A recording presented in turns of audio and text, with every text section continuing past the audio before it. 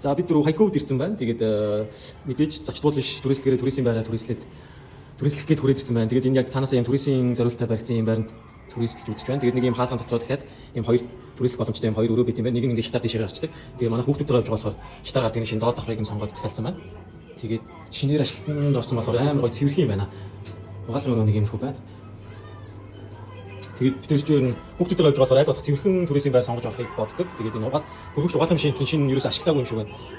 Тэгээд айгуу тажиг санагдлаа. Энэ болохоор ингээд хоногийн 112.5 онд Монгол мөнгөөр 55,000 төгрөгөөр Хайков хотод ингээд яг ийм туристийн байр турист болох нэ. Гол нь цэвэрхэн болохоор тэр нь ч бол.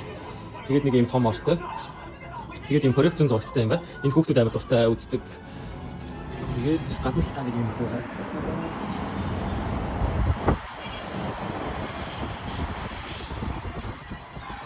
Энэ туристийн байр нь болохоор амар том сая бүр замдаа нөө таксигаар ирж байхдаа харсан нэлийн том молын яг дээд давхартанд байрлал юм байна. Тэгээд доктор нь бүр төрөл бүрийн брэнд байсан бид маргааш бас орж үзсэн.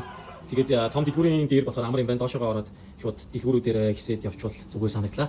За нэг иймэрхүү байр 55,000 төгрөгөөр Хайков хотод турист болох нэ.